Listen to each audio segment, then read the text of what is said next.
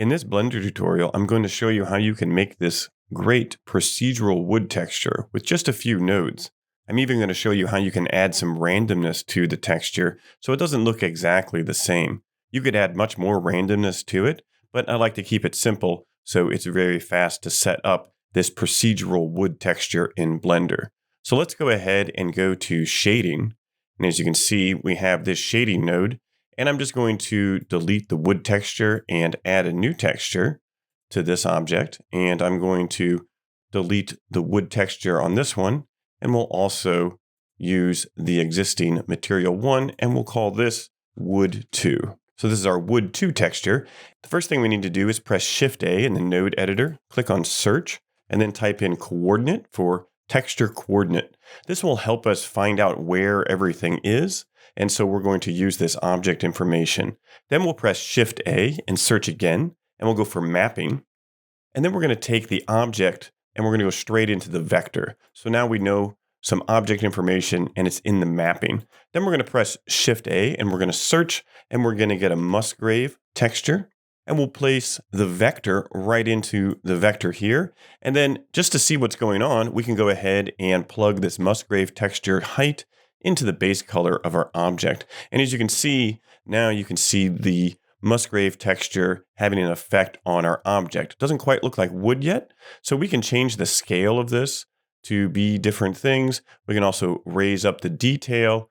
We can change the dimension, but the Musgrave texture on its own just isn't going to get us there. So we need another texture and another way to add some randomness to this. So go ahead and press Shift A and then search, type noise. And then we want to get a noise texture. One nice thing with Blender, if you hover right here, it'll automatically connect the nodes as it thinks it's supposed to. So we can either have the color going straight to there. And what we see, though, is that it's kind of swirly. And if we increase the scale and we increase the detail, we need to change the colors a bit. So let's go ahead and press Shift A, and we'll search for a color ramp. And once again, we can just drop this color ramp right there. It knows what to do. We're black and white. So over here on the white here, I'm going to click on this color, and I'm going to get a very dark brown. I don't want it to be black, but I want it to be very dark brown. So you can see how I still have some color information there.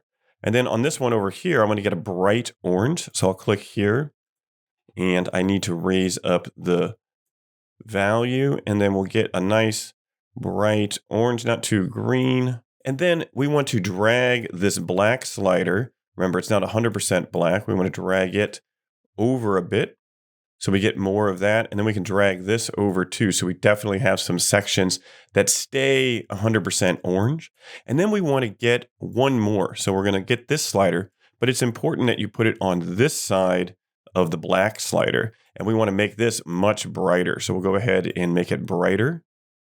And this is going to give us some nice variety. And as we play with this, we can move these around and add in everything we need. So now we can start to play with the Musgrave texture size and scales. And I can take the roughness up a bit on the noise texture and take the distortion up a little bit. And we really need to raise the scale here. Lower the X scale down to something like, 0.5 or 0.3.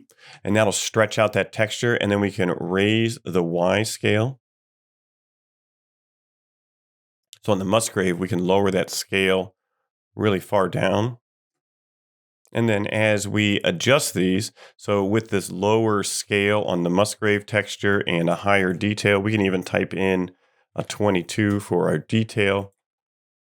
Now we're starting to get those wood textures. And as you can see, every time you do this, you're going to get a new situation, and you really just want to play with it as you go to find out what works best for this particular situation and object. This will also matter with the scale of your objects. But remember, this texture is still looking pretty flat. So what we need to do is add some bump to it. Don't forget that you can change the feeling of the texture just by moving your color sliders around. So what we want to do is press Shift A. We're going to search, and we're going to type bump. We can put this bump down, and we can grab the factor, plug it into the height, and then we can plug the normal into the normal of the Principled BSDF, and then we'll have some bump. But this is going to come in pretty strong. As you can see, it's incredibly strong. So this would be like some old weathered wood. So we want to go ahead and just drag that down so it's just not so intense. And then the next thing we can do is we can press Shift A and get another color ramp. And we'll place this ramp right here, and we can use this to change the roughness. Remember, the roughness is what makes it shiny or not. And so we can just go ahead and grab this factor right into there, and then take this color into the roughness. And then if you change these sliders, you'll notice that it will become super shiny and rough, and you can even invert them if you choose. So you can have this one go this way, and then you can choose where you want that amount of shininess to be. And as you rotate around, you'll see that there is some roughness and shininess that follows that pattern. So again, this is a personal preference of how you want that for your particular texture, but it can depend on how much you have on that object. And that can help add to the realism of your wood grain. So now we're starting to get a pretty good wood grain here, but if you notice, both of these have the exact same wood grain, and so that's no good. What we want to do is have some randomness. The simplest way to do that is to go ahead and bring in some randomness. So press Shift A, search, and go Object, Info. We'll put this here. And now the Object Info random node only gives us a value between 0 and 1. So if I plug that into the scale where that's 0 and 1, that'll give us some interesting thing. And you can already see that. So right here, this one is now 100% different. Didn't have to do much. We could also probably get away with plugging that directly into the distortion there. That's still going to give us some information. And you'll notice that this is random information per object. So these ones are now different as well. Now, what about these scales? So if I want to have a difference for these, then I have to do a little bit of math. So I'll show you how to do this once, and then you can add it to as many as you want. So what we need to do is press Shift A, search, and get a math node. And then I'm just going to go ahead and put this one there, and I'm going to press Shift D to duplicate it, and then Shift D again to duplicate it. And this first one, we want to change to subtract. So I'm going to go subtract, and I'm going to put the higher value minus the lower value. So if we want our texture to be between this scale, so we want to be changing the scale right here of the noise texture for some variety, we can go ahead and type in, how about 28, and then we'll go all the way down to 20 for the second value, so 20.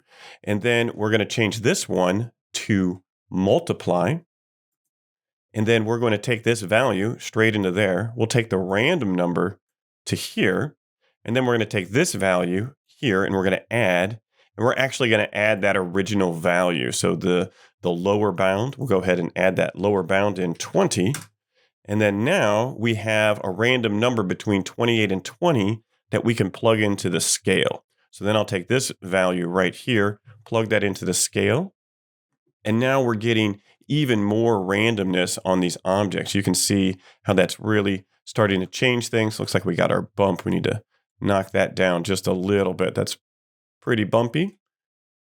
And now we're really starting to get some random wood texture, because you don't want all your procedural texture to look exactly the same. So now it's up to you. How many of these things do you want to make random? You can have the X and Y scale be random. That would be a good thing to do. You can even plug in some different color ramps to have those be random as well.